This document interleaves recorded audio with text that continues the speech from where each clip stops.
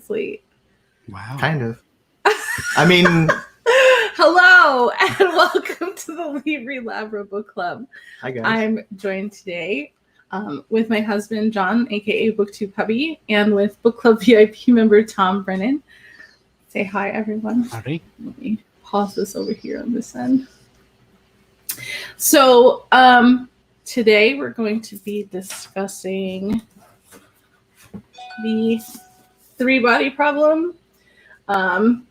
I looked up how to say the author's name, and the person whose video I watched said it was pronounced Cixin Liu. I don't know if I'm saying that wrong, because like in the audiobook it wasn't pronounced like that. It was pronounced a little bit differently. So the audio was Cixin Liu. It was instead of she, it's Shay. Cixin Liu. It's okay. Well, I've heard it three different ways, but I think Cixin Liu is correct. Cixin Liu is correct. Obviously, I want to honor the author's name. Apologies to the author in advance. Apologies, yes, yeah, and like please if someone could make it like the correct pronunciation would be appreciated. Yes.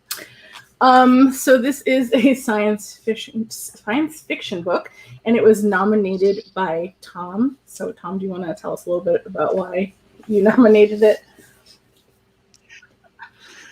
I've seen it around. This book I wanted to read for a while, and I said, "Well, here's a way to get me to read it." And sure enough, that's what happened. It's true. So, were there? I mean, did you find it on NPR? Was there any like specific blurbs that kind of? I don't remember where I heard about it, but I just heard that in the context of other voices in science fiction, his name comes up. And the kind of thing where, and that's one of the things I liked about it, because it wasn't set in just America, because that really plays, the setting plays into the story, I think, and I think that was another additional point of interest for me. So do we want to go into? Did NPR talk about it? Is that why? I feel like I was like, why was NPR specified? But okay. Oh, because I don't know. I've had Tom mentioned a few times books that so NPR has mentioned. Yeah, when this topic comes up, his name usually comes up. Okay. Yeah, and he's like he's one of the authors to read, and I could see why, having read the first book. So initial thoughts. You want to go first? I enjoyed it a lot. I mean, looking into what. I'm going to have to look into what more of China's history is on some of their philosophical ways, and because there was a lot of stuff at the beginning. I was like, what? Like, what does it mean that? We'll get into this later. Yeah. So there was a few things that I had to actually go back and like, well, this is a completely different way of thought than I would have imagined coming out of this. But there's a number of things that this book has brought to my attention, and I enjoy it for that reason. Well, I guess we'll get to those later. Tom, would you like to share your initial thoughts? No, like I said, I like the setting, and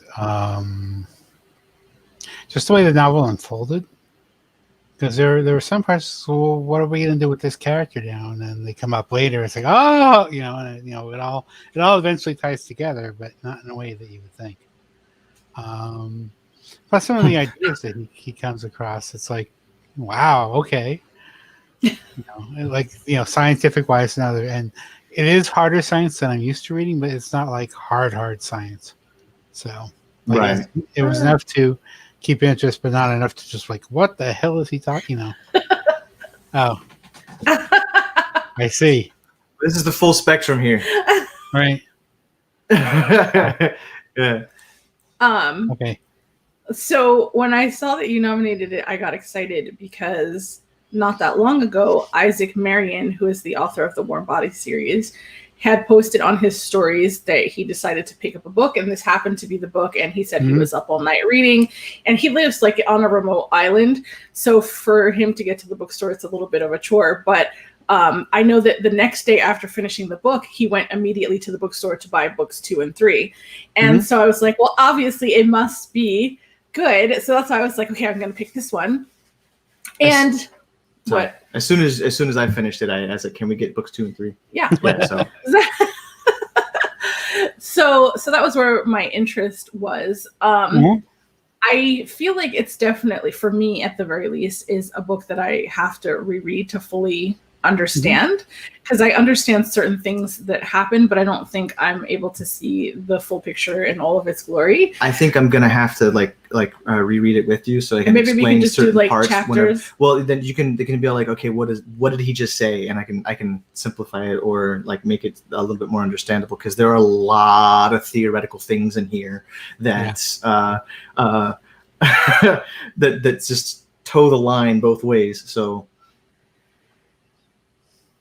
And I agree with what Tom was saying with it's not like super hard science that's in there, and I get that, but it's still stuff that I don't think about, that I'm not too familiar with. So it's still kind of, I gotta think about this now.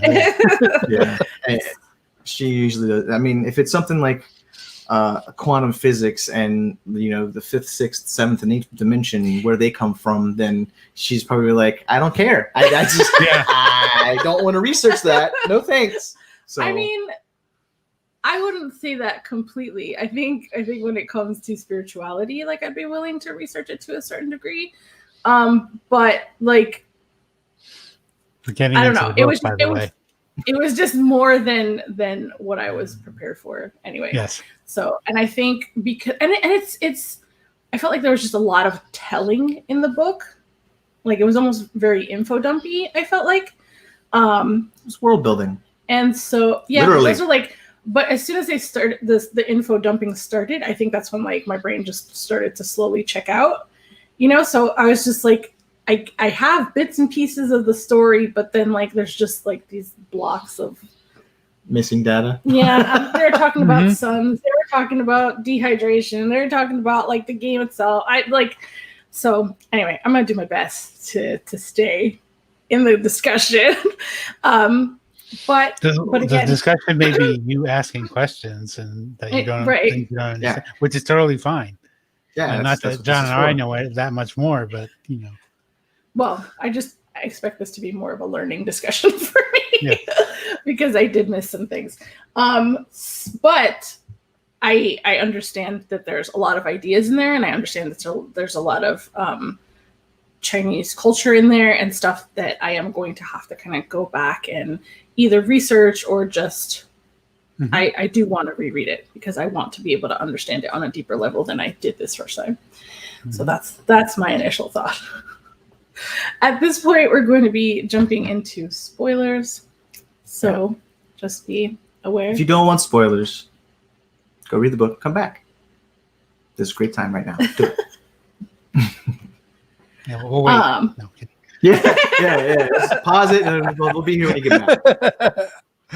I don't know if this is something we want to start with, but interestingly, after you shared the link about Dave and Dave working on the Netflix show, I kept seeing so much of that come up in my timeline, and people were like, nope. The only argument that I have is that when they lost source material for their show, when they no longer had source material, that's when it started going down. They have all their source material they need, and they'll make a good thing out of it as long as they don't go past that source material, I believe. But how familiar are they with Chinese culture and history and everything else that's in there? Well, they have time. It depends on how good of a director they are. Yeah. Or they have assistants to do that, and they'll just tell them, well, no, not that. Oh, I mean, from what I heard, they weren't listening when Game of Thrones was happening. So when other people were trying to provide input for certain things. They gave decent, like I said, they rewriting something for that medium is different than making it yourself and making it original. So I really hope that they do it good. They do it well. It'll be interesting to see. Yes. What can we do at this point outside of no, don't do no, not those guys? But I mean, it's too late. That's it. I mean, I don't know. I guess we'll see what happens. But Give them a chance. They might actually redeem themselves. So I think one of the things that I struggled with in regards to the reading was any jumps in perspective or time and place. Mhm. I don't know if that was. I know in the beginning there's a year. I don't know how well notated those jumps were in the text because I did. Like sometimes I was using both. Sometimes I was just listening. If it started to get a little too complex and I thought that listening wasn't enough, then I would pick the book back up to like see what words they were saying and stuff. But I don't think it was. And I think you may have mentioned it when you were listening to it, that there was like jumps in time. Yeah, and they stuff. absolutely are, because you kind of have to deal with the context, and like there's certain orders that they want information to come to you in. But if you had it in a different order, it would make too much. It wouldn't be as much of a twist when you got there.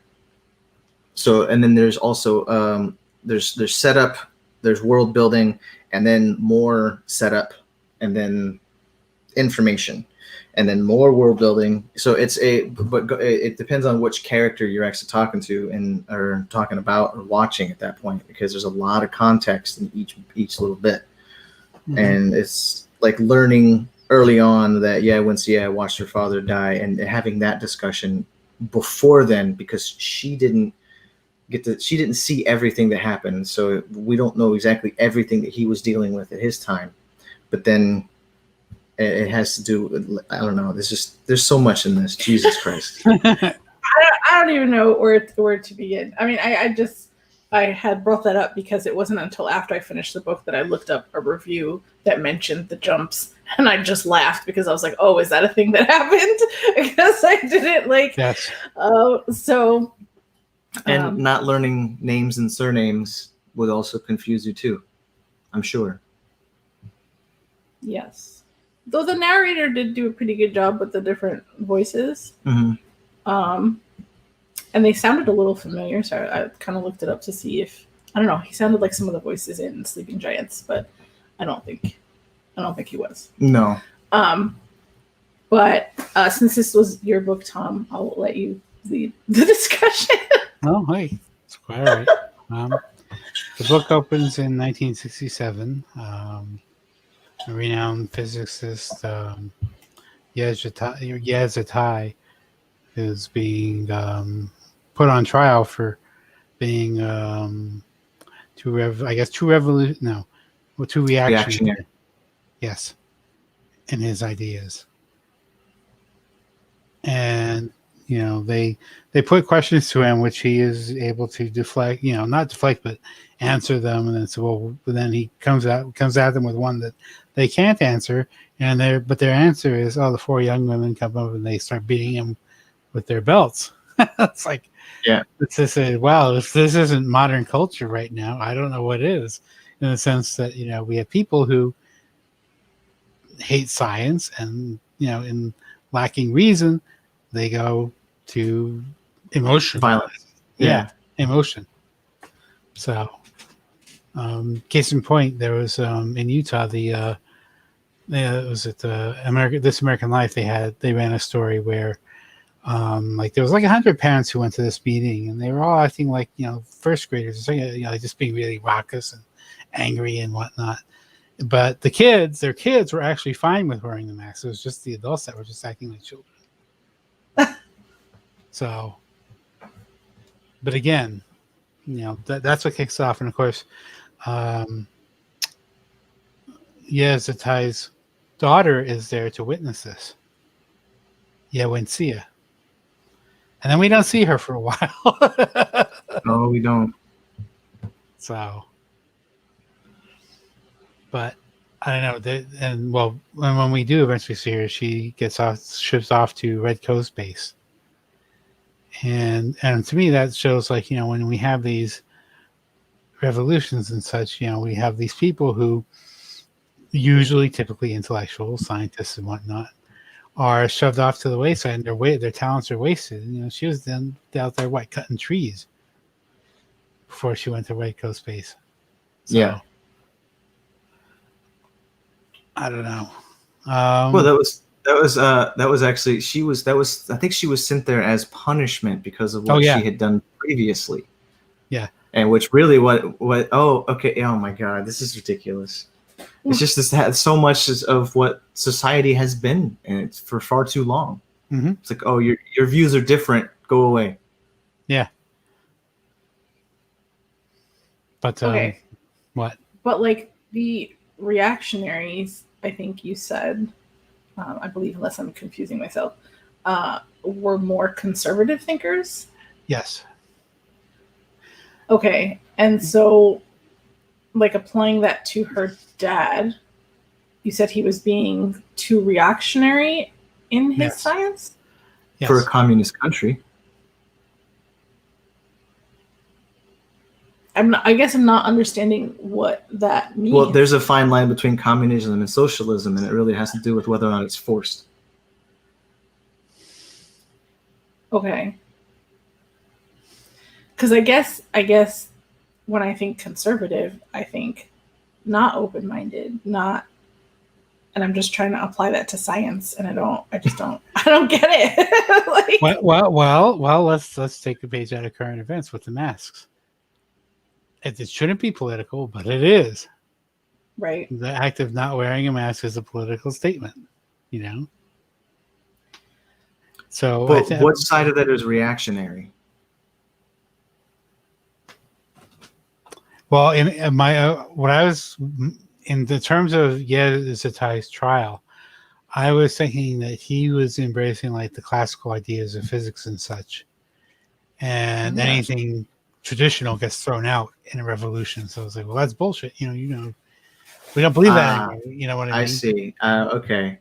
So the one of the questions they asked him was, did you not reinstall basic physics into a higher physics category, or for a lesson that he was teaching? He was like, well, I can't teach past that if they don't have the basics. So we needed the basics. Right. And they were like, no, that's reactionary, and you get the belt. So would that be like certain schools removing and not teaching the idea of like evolution? Correct. Yes. Okay. I guess like I just wasn't understanding why the government was punishing him for that. I really want to know. There was a specific line in there. I want to know how the black banner of consumerism, capitalism, the capitalist,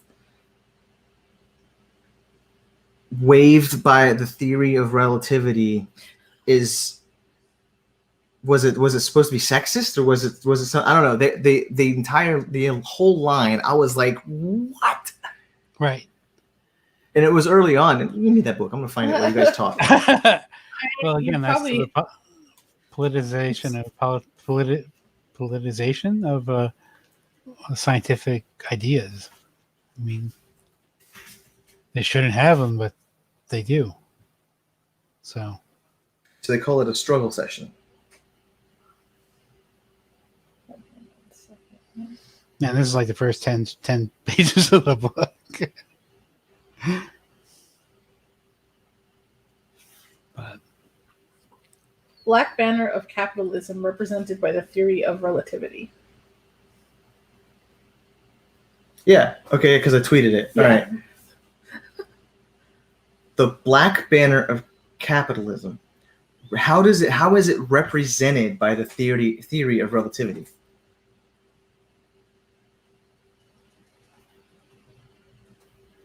What does the book go on to say? What does Zitai say? That's why I wanted to find it in the book. Okay. Because I knew I tweeted it, but if you can find that. That's too far. But okay, all right. So he was injecting or like trying to reprioritize old science, I guess, old beliefs. Yeah, he was maintaining like a classical curriculum, I would think, for science. And for some reason, they didn't want that. They want to throw that out and put their own curriculum in. Okay. But I don't know enough. I don't know enough. I'm sorry. Sorry, go ahead. Let's go ahead. I was just gonna say I don't know enough about Chinese history, Chinese, science curriculum to know if that's Yeah, I think that's what part of what the we're case. missing is. But he said that when you taught quantum mechanics, you also mixed in many reactionary ideas. You have often lectured students on a reactionary Copenhagen interpretation of quantum mechanics. That part I didn't understand because I don't know that. I don't know what Yeah, I Copenhagen don't had to do know. with quantum mechanics. So, Yeah.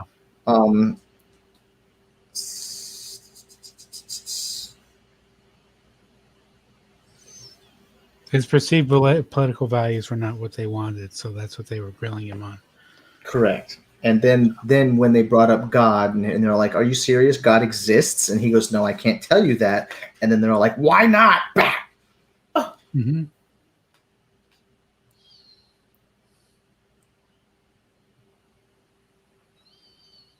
Oh, there's even like italics in here for they went back in time to explain why he had such a or his momentary experience with Einstein, that they're like, "Oh, you didn't actually spend any time with him. He Time with asked him, you how right? much you made on the street, and then he moved on, and so you just he didn't even talk. It was like directly talk to him. It was like he asked somebody else how much he made, and then it was, oh, that's such a pity. Thought about it for a second and wandered off. And he's going about his life trying to say, I met Einstein, hung out with that type of shit. So I'm sorry, I'm getting I digress. So, but yeah, with the revolutions, it's always the intellectuals first, and that's what this is part of. Well, that in and of itself is frightening. It's frightening. It's very scary. It's threatening. It's I'm uncomfortable. Well, that's the kind of the point. I mean, like, I haven't seen the movie myself, but John likes to bring it up all the time. And that's Idiocracy. Oh my god. Yes. We're past that point, I think. So I don't know. How do you fix things after that? Relativity is part of the fundamental theories of physics. How can a basic survey course not teach it? Makes sense to me. Mm-hmm. Okay, to develop a revolutionary science, we must overthrow the black banner of capitalism represented by the theory of relativity. Einstein is a reactionary academic authority. He would serve any master who dangled money in front of him. He even went to American imperialists and helped them build an atom bomb. So they believe that Einstein really wasn't. He was really only giving information for money. Mm-hmm. Okay. But I don't. Do we believe that's the case? I mean, I don't think we believe that, but I believe probably the Americans dangled a lot of money in front of him to make that bomb. So what they view on it would be completely different for us, on why certain things happen. Yeah, if you notice, it's just remained silent. That he's like, I don't even know what to say. Yeah, he did. He was like, I'm not answering that. We have no idea. Why was that be a conjecture that we could even embrace? Like outside of going back, and unless there's historical documents that back this up, which there may be, but we don't know all that information. And I honestly don't think everybody does. I'm talking like countries, like where it's just how they looked at all what's been happening in the past and how humans interpret themselves. I think it's always going to be debates like this, unfortunately. Mm-hmm. I mean, I just can't get over the idea of destroying a civilization by stopping their progress, their scientific progress. I mean, I get. We're jumping ahead here, but they did that so that we wouldn't progress in the time it took them to get here. No, I understand. Here's an example of it was Yazatai's wife, who was his teacher also. He says, for example, when you taught, you changed the names of many physical laws and constants. Ohm's law, you call it resistance law. Maxwell's equations, you call electrical magnetic equations. Planck's constant, you call the quantum constant, which, takes away ownership of those things, which is, of course, since everybody owns everything in common, you can't have that in a communist society. Huh. That's interesting.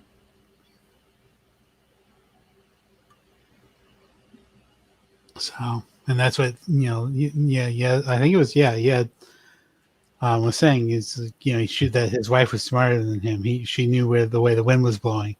And before this all started, she started, making the content of her courses more palatable to the authorities. So. Who was it that they said that you're too smart for your own good? Was that his mom? Or was that, yeah. Or Wincia? In what context? I'm not. I don't know. There was somebody that someone said that you're too smart for your own good. That you overthink things and you end up joining the wrong side because of it. I think that's what we're talking about. Wincia's mom, or how she ended up throwing him under the bus too. Oh yeah, she was right there condemning him. Yeah, and which is another facet of the revolution. Everybody was turning in everybody else. Well, it's a fear of being on the wrong side. So yeah, exactly. Yeah, that's scary too. Mm-hmm. I mean, I feel like I spend a lot of time thinking about insanity and what insanity is. Mm-hmm. And to me, I think, like, just kind of after watching 12 Monkeys or whatever, like, insanity is just the point where you can't, there's no one else that shares your idea, right? Like, that doesn't mean it's right. It doesn't mean it's wrong. Right. It's just no one else will listen or understands what's going, it or shares that idea. Mm-hmm. And I really feel like at a certain point, like, the more intelligence you acquire, the lonelier that place becomes. Jesus Christ. Like, I mean, it's probably true. Very true. And I've had quite a few friends that have, like, taught me a lot of things, whether it be spiritual or intellectual or philosophical or whatever. And, like, all of them have gotten to a point where I'm like, I love you and I know what you're saying is probably right, but, like, I can't even understand the ideas you're throwing at me anymore. Like, fair enough. So in that respect, I just feel like ideas can be really, really dangerous, right? Like, oh yeah. And you can't even you can't kill or destroy an idea. Again, one of the first things that you do is, again, get the intellectual class, and then make sure to lock down all the books and papers and whatnot. Right, everything that promotes, like, access to. Thought outside the regular day-to-day shiz. Like, even but it's interesting though, since you mentioned insanity, I feel like to make this point that one of the other definitions of insanity is doing the same thing over and over and expecting different results. But that's exactly what the problem is here. Because of the way quantum physics works. For example, not that this is quantum physics, but if I recall correctly, is light a wave or a particle? And they did experiments on it, and well, it's actually both, depending on how you look at the thing. So it's like you're getting like two different, or what is it? Or if it's a truly quantum thing where you have a quantum particle and you split it in the universe, one universe exists where the particle goes half goes left, the other part goes right. But they exist simultaneously now.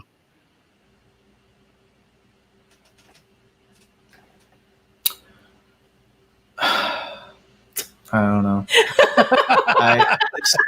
This whole belief, this whole God's debris thing that is bothering me since I read this goddamn book. This is the fact that we are just another, our solar system or our galaxy is just another atom in another bigger freaking universe. Another piece, like this microphone. Back of a turtle. No, you're not listening. But yes, back of it, on the back of it, but that back of a turtle is walking across or swimming in something else that's even bigger. That there's just it just keeps going and going and going. The reason why we can't actually distinguish an end or beginning to any universe is because it's constantly replicating like itself. Right. Like we're all growing. Everything is moving apart from itself. Why? Because it's growing. Because it's getting bigger. It's just Big Bang. Yeah. Everything inside is changing and reacting according to that and making new things and creating. And it's endless. It's the never-ending story. Yeah. So interestingly, and I don't think I would have guessed this, but the author of that book is a Trump supporter. Right? Probably by fear. I don't know. I don't care. That surprised me. I just thought it was like such mind-blowing. He grew out of his creativity shit long time ago. Something happened. Something broke. But one of the other things is, he spends, the book is actually about extraterrestrial contact, but he takes his good old sweet time getting there. Yeah, he does. He has a Wensia at the base. What is it? They're making it out like they're trying to shoot down satellites with microwaves or something like that at one point in the book. And it's like, because they had, what was it? It was the Commissar. It was Commissar Lay. Yeah, Commissar Lay, who was like trying to say, I really love how they played his character, because he was anxiety ridden and completely like he was a ball of intense like fire until they were able to tell her what they were actually doing, because he hated the fact that they were lying to her about it, but they felt that she would be or Commissar. Oh, wait, who? What was the first one? The Commissar Lay or the chief engineer? Oh, the chief engineer. Okay, I'm getting them confused. Yeah. Okay. Yeah, because on the outside in, the chief engineer is like, no, don't do that, and we get the impression that he's trying to tell him, no, don't bring her into the program, but actually, Commissar Lay is giving you disinformation. right. But he was stressing out the entire time because they weren't really telling Wensia what was going on, but they needed her input on certain things, but they couldn't like divulge enough information to get better stuff from her. Right. And when they finally did, he was like, "Oh God, thank God, let's get this done." Well, he only stood to gain because he was the one who was putting his name on her research. Right. So. I think, go ahead. like, as far as the Solarians go, I think we need to explain a little bit more before we. Okay. I mean, not that anybody past this point shouldn't have already read the book, but we went from we made alien contact to we didn't even get to the name of the book. I mean, okay. Okay. What? So let's just get back. Didn't even get the three body problem is the reason why all this happened.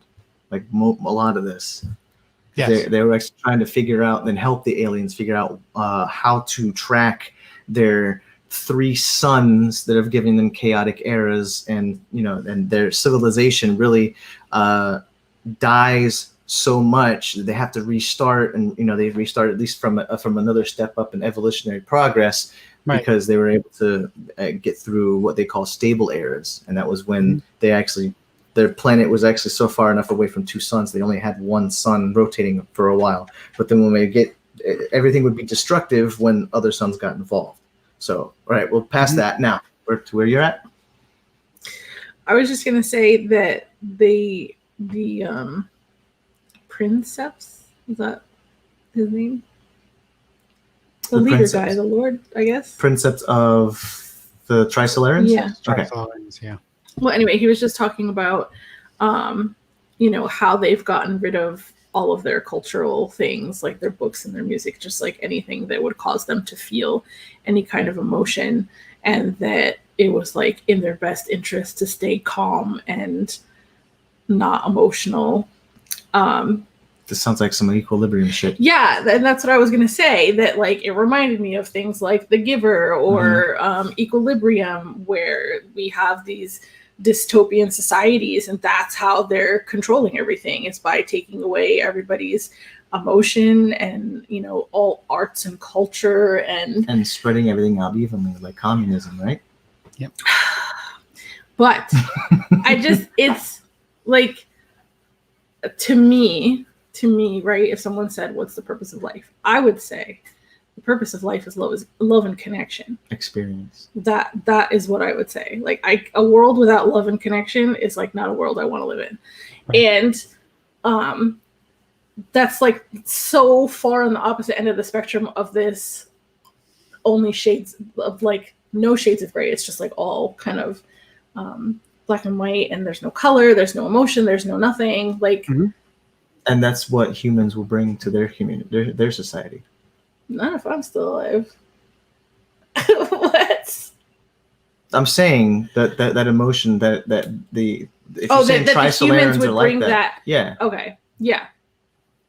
But at the same time, like, just looking at the United States, I feel like conformity is valued more than the non-conformity. But to whom?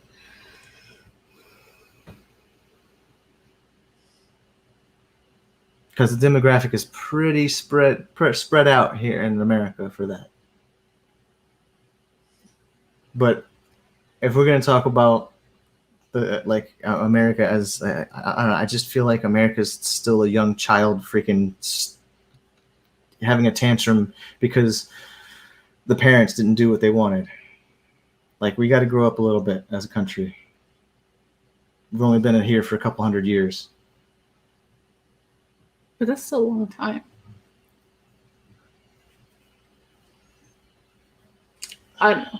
I mean, I guess I see the line of thinking of why to remove music and art and all that other stuff, and why that helps control the population and keep everything stable. But I just don't understand why anyone would willingly choose that. For stability. Yeah. Risk versus reward, man. Yeah, when the princesses, they just start describing their society. So he's talking about China. About how, like you said, they cut off the top and bottom and they're left with the middle. And the way he describes their research, it's iterative.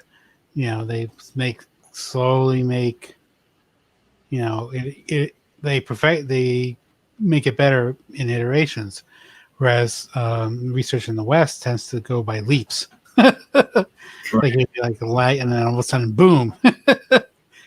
And so to prevent those leaps, the Trisolarians come up with this idea that the Sophons. The Sophons? Yes, the Sophons. Yeah. So, dude, how they explained all that, that this is all the theoretical stuff that I was worried about. I was like, can we actually is that stuff that someone's already thinking about that can be manipulated and dealt with? Like, have we dug that deep into physics yet? Is that what's going on here? Because this idea's got to come from somewhere, right? Yeah. Well, right. I mean, that's all it takes is for someone to have the idea and then say, well, what happens if we do this? Well, but that's the reason why theoretical stuff is scary. Yeah, but that's where it all comes out from. Yeah, that's what he says. Fundamental theoretically, science. we can do this, but no, don't do that. Oh my God, what do you do that for? So I don't know. It's just there's just too much. And then that's how he was like, oh, I have this nanotechnology. I've developed this thing that can make so much progress in this place. But then they're like, can we use it as a weapon? Oh my God. It's just like. Yeah, exactly. And it's funny because they actually gave that general a southern accent in the book. Because of course they did. But yeah, but I mean, I think the author spent just a tad too long about explaining about unfolding like a four-dimensional space into the three-dimensional space and that sort of a thing. I was like, I want to know how this is working. Like, I want to know I want to know the details in this, but I know it would be lost on a lot of it would probably be lost on me. But I'm like, I wanted to know why, how. Explain this reasoning that you're giving me. You're telling me something is happening above me that I can't physically comprehend. Well, it's the way I would suggest it is, if you were a two-dimensional being, how would you experience a three-dimensional object passing through your plane? Well, like, so we're saying a two-dimensional being is flat? Like a cartoon. Mm-hmm. Flat. There's actually a book called Flatland, which investigates this. Curious. Yeah. But it's just the idea of going from planal to 3D. Yeah. Just sounds ridiculous to me. If you had a sphere and you passed it through a two-dimensional plane, what would it look like to the guys on that two-dimensional plane? A hole.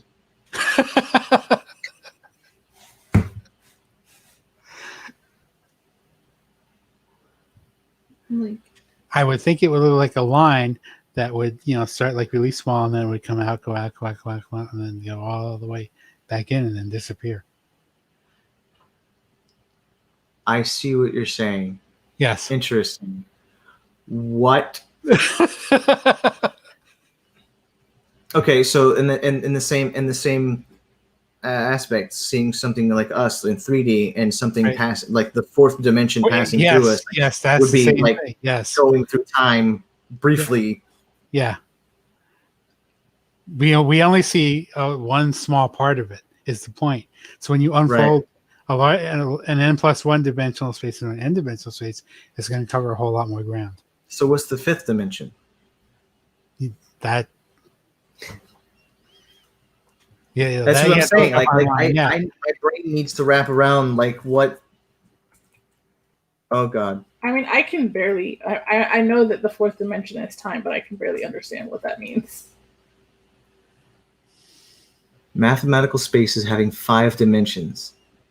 5-dimensional space. Interpreted physically, that is one more than the usual 3 spatial dimensions and the fourth dimension of time. It is an abstraction which occurs frequently in mathematics where it is a legitimate construct. Mm-hmm. That doesn't really explain it. They basically just said that we found that there's a 5th dimension, but we don't know how to tell you how it works. Well, yeah. Okay. You can't see it, so how would you, And these guys are talking about going into the 6th, 7th, 8th, 13th dimension, and I'm like,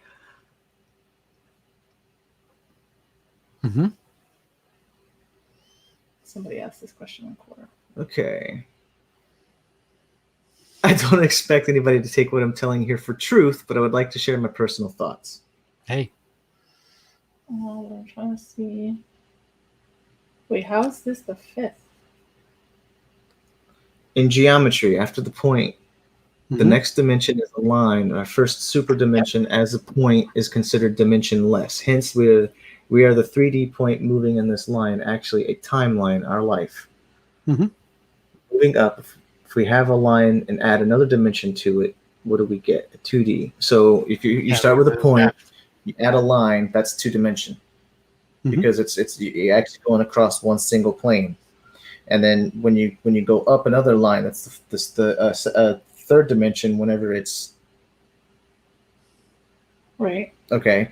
Fourth dimension would be the time, like either like growth or just the relevance of we're moving in a straight pattern and a pattern that we can't go backwards in. Right. Fifth dimension is saying that I don't know.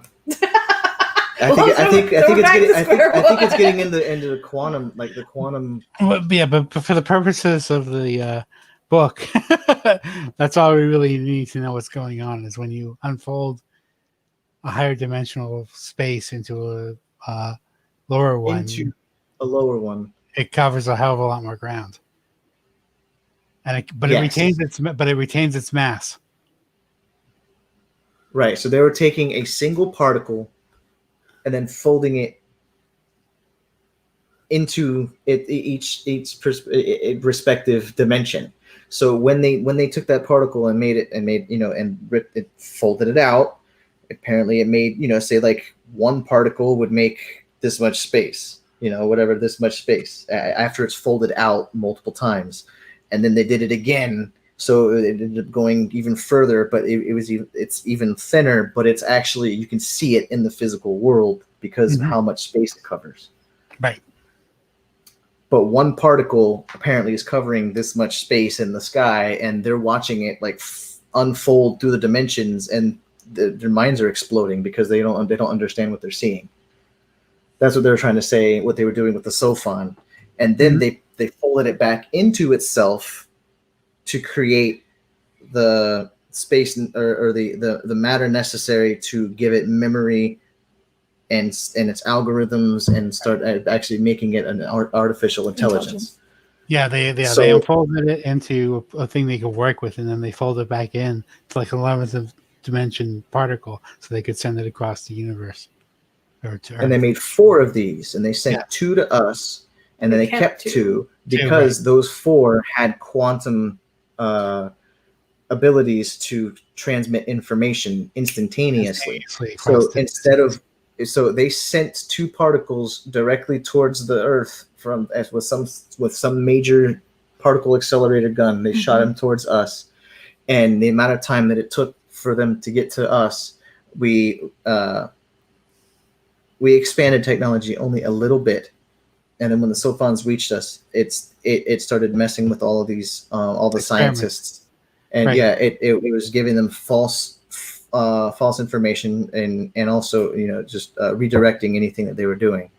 Right. And then they started actually physically messing with scientists, like using the Sophons to put every time he took a picture, it would actually it would put the countdown in his, and then they end up they learned they can use the Sophons to put it in their retinas. So they put it in everybody's vision at one point that they're your bugs. They're all like, you're bugs. So I don't know, man. There's so much to this book. It's ridiculous.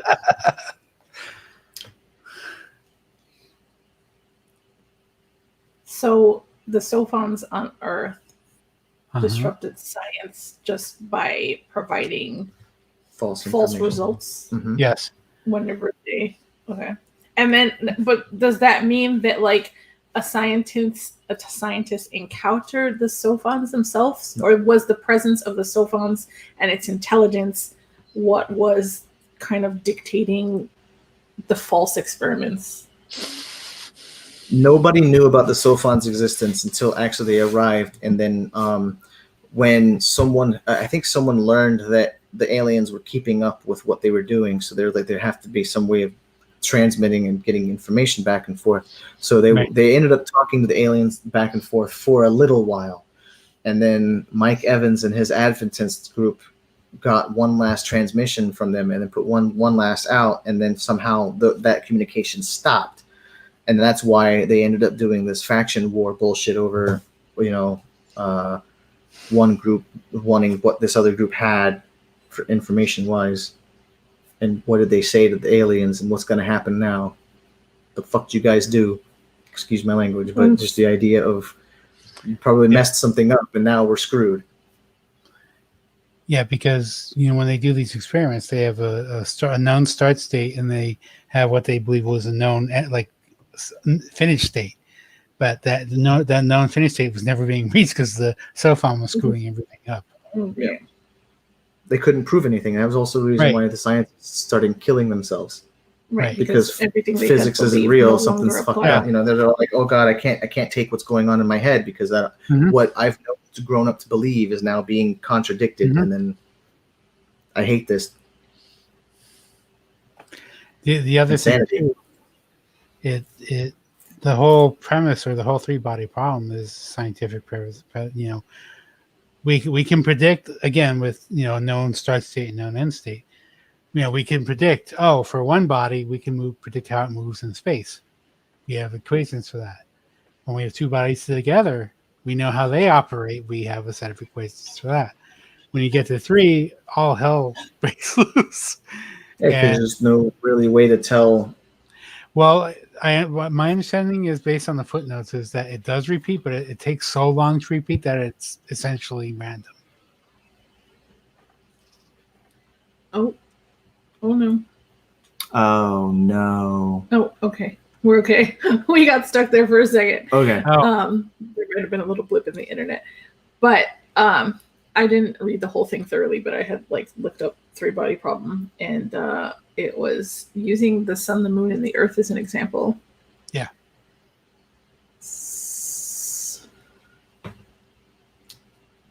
So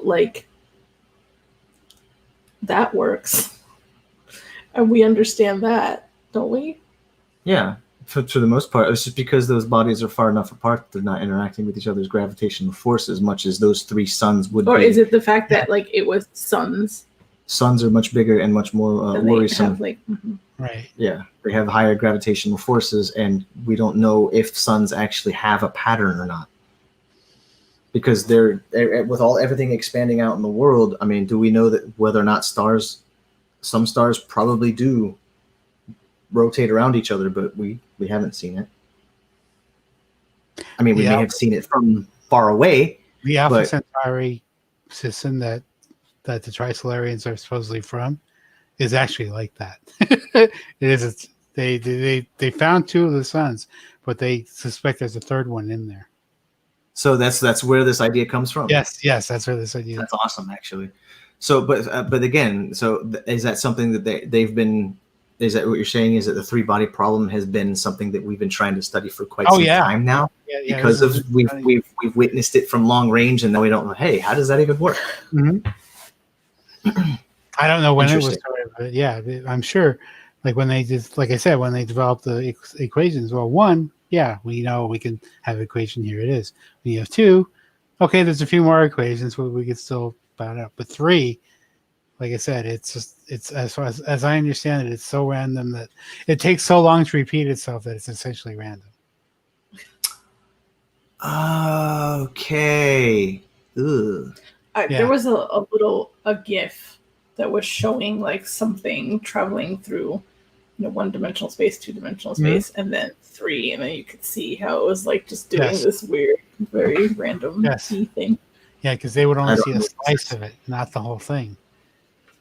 Oh. But yeah, you see, take that three-dimensional sphere and then unfold all that volume into one in the two dimensions. It'd be huge. Yeah. Yeah. Yeah, but we haven't also talked about the eyes that appeared. They started fighting with the Trisolarians when they did that. Wait, what? The eyes. Remember I forget what it was. One of their screw-ups because they were trying to hit the one dimension and they didn't. It was, I think it was too high, too low. Then that's when the eyes appeared. And that's when the yeah. I was I wanted to know about that too. Here's the little. Hold on, I'll share it. Oh, holy shit.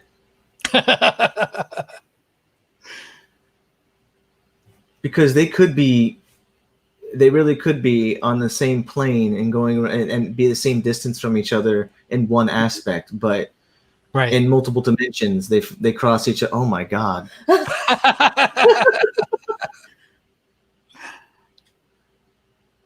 We know nothing. We know nothing. We know nothing of the. We know nothing. It's exponentially on how what there is to this life and existence. We know nothing. I mean, I feel like that's the older I get, the more I feel that. Jeez. Well, that's what science is. It's inference to the best explanation, in the sense that, you know, you have your observable data and then you try to fit a theory that matches that data. And that's what the whole part of the first part of that video game was to find out what the hell's going on with the suns. Right. I think the video game aspect was kind of cool. Like, they put it like that, but you would really need a lot of money and fundamental resources to put a game like that together, to be individual for each person that signed in to experience everything differently. That would be ridiculous.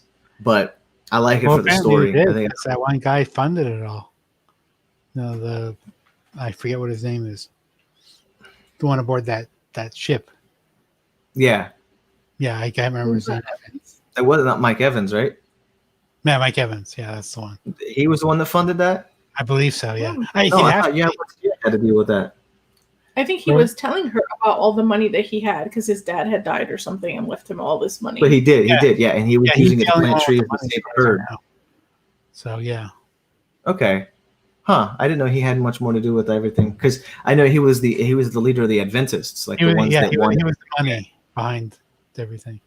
And I think it's funny that every time someone uses in any story, like in recent years, that every time anybody's like, oh, we have, we've come across the alien group, there's always a third party called Adventists, and I'm like, I got to figure out what this word means now.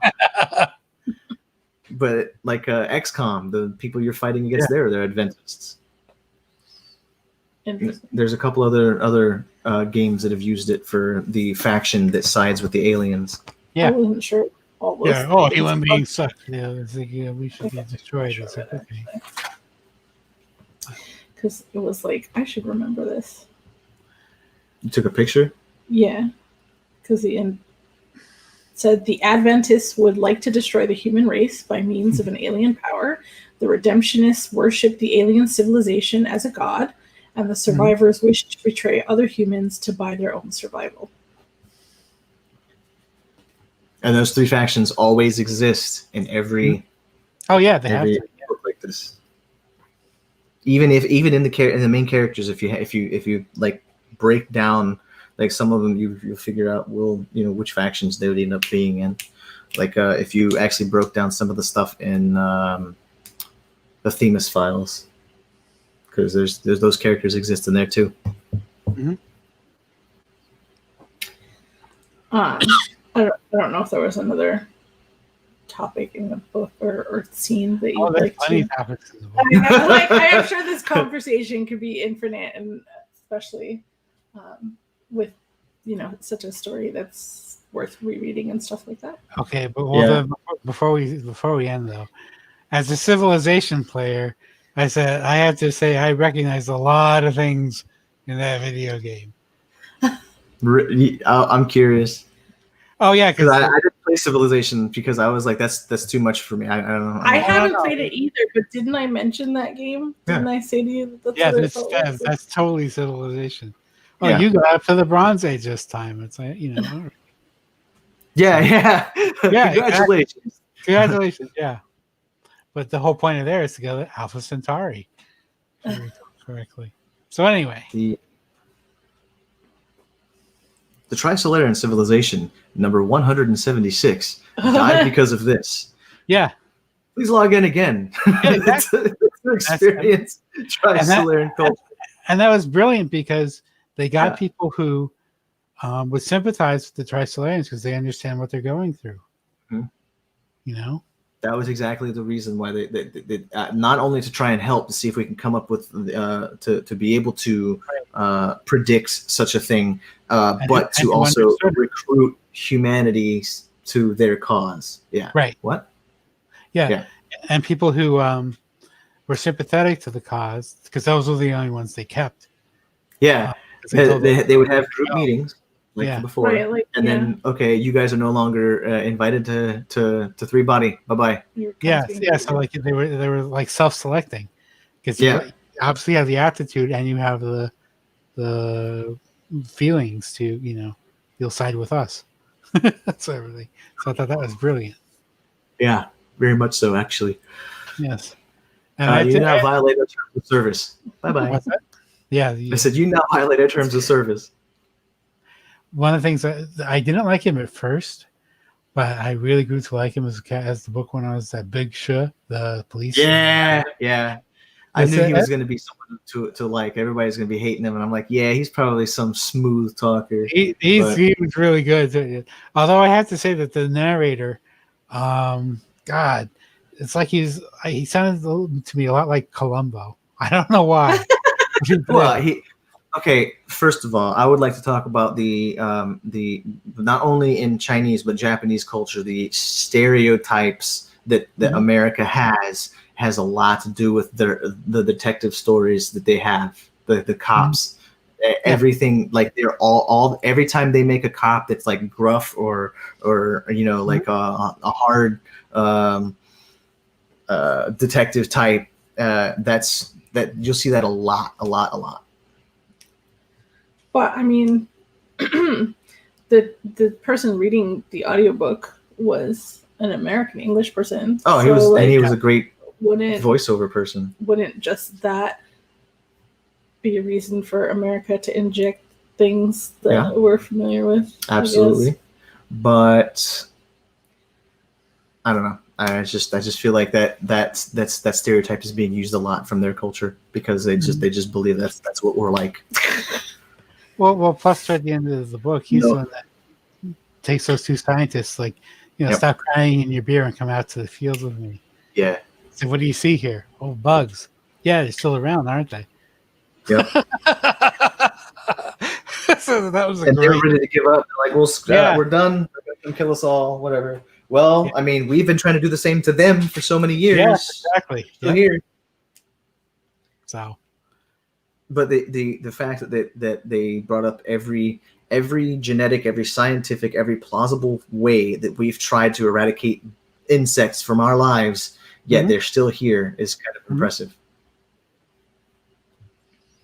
And there's some in there about using Earth's resource, the way Earth's resources are used, and not in the tree hugging sort of way, but it makes you wonder, like China cutting out all those forests. Yeah, they're going to make pastures. So, but yeah, I took it like the Trisolarians were essentially the China after the Cultural Revolution. Even though the author says it's not political, it's like I don't see how it could be. Yeah, no. It's like C.S. Lewis, he says, "Oh no, that's totally not about Christianity." Like the Narnia thing, it totally is. But yeah, but we have 2 more books to go through before we have all the info. So, well, yeah, that's true. But this, I mean, I could talk about this all day. Yeah, this is fun. I actually enjoy it. It's depending on how the next 2 books come out. It might actually take over my All Are Wrong Today's. Well, favorite. Should we read the other 2 books independently, or should we consider, like just kind of the way we did Nevernight? I'm even okay throwing the second book into the mix for December. Choice? Okay. Yeah. Okay. You have November, right? Yes. I could do number 2, and you could do number 3, and then we have it done. But just saying. Just be careful what you don't what you put up against it. Although since you mentioned it, I did think about this when I was reading the book. It's like it's a tribute to the randomness of the universe that we would have 2 people start with the same premise and come out with such radically different stories in this Cixin Liu and Jay Kristoff, because they both had 3 sons. Yep. But they use them differently. Yep. Very, very different. That's interesting. Me, it could be Trisolarian. Do we have final thoughts? Final thoughts and ratings? I mean, yeah, I guess. Absolutely. We all have final thoughts and ratings, but now would be a good time, I guess, or we would be talking for hours. I have some soup to make. That's what's happening here. I have cheese soup to make. And she's like, it's dinner time. Okay. For me, 4 stars. I'm gonna give it 4 stars. I'm curious. I'm more curious about it. There's more information I'm sure I can pull from it, but I'm excited to read the rest of the trilogy, to be honest. Just because, like, that book's not that big, but there's a lot in it. Yes. And there's definitely a lot to talk about, and some of it probably get us in trouble with other cultures, but we're in America, we can talk about it. So I would say I also give it a 4 right now with my somewhat limited understanding of it. I do want to reread it, and I think, I don't know, there's room for me to change my rating about it, but right now I would say it's a 4. There is a lot. And I feel like there was, or at least in my mind, I thought there was going to be more spirituality to it. But who knows? Maybe that's going to be in the later books. But I did enjoy it. I thought it was interesting. It's definitely food for thought and something that could lead to lots of discussion. So 4 stars for me.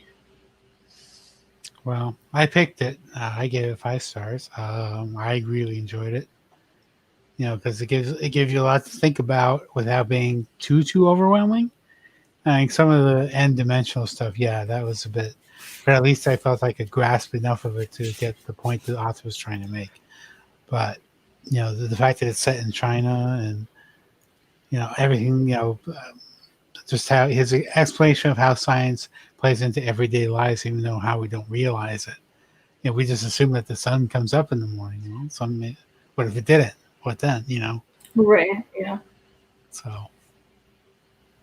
I said I'm definitely going to read the next 2 books in the series, but I thought this was outstanding. So, I'm glad I picked it up. Agreed. Thanks for this.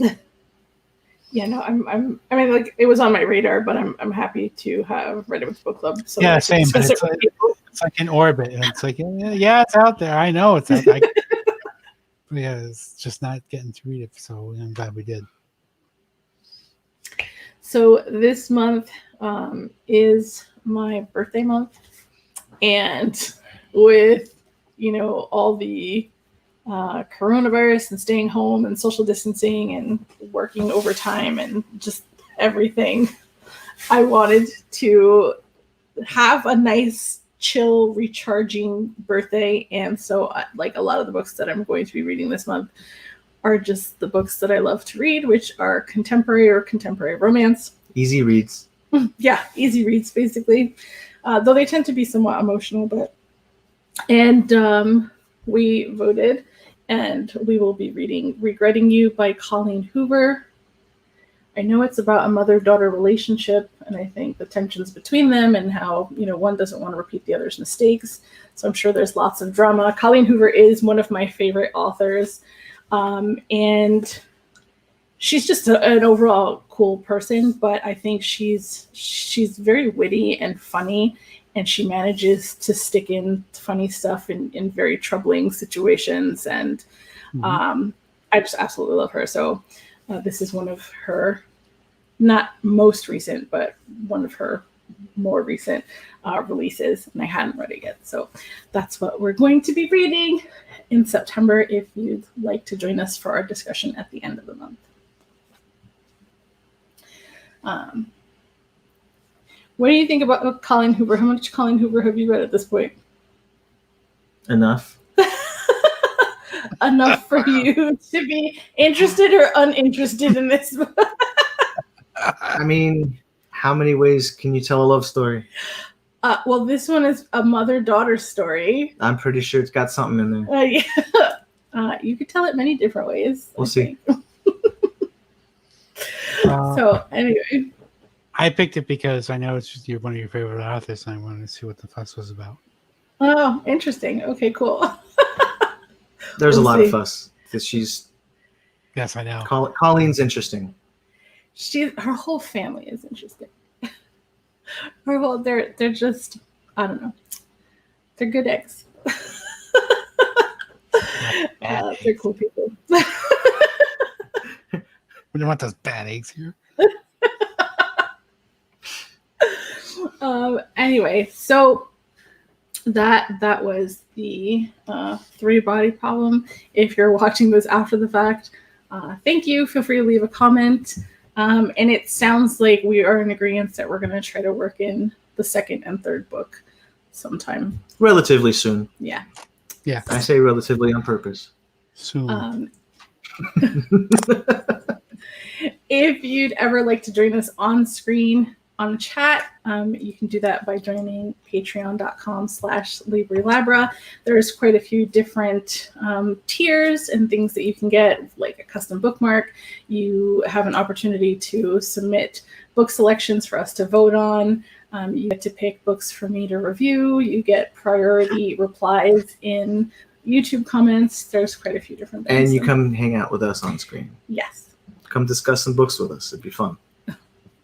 All right, everyone. Have a wonderful Saturday.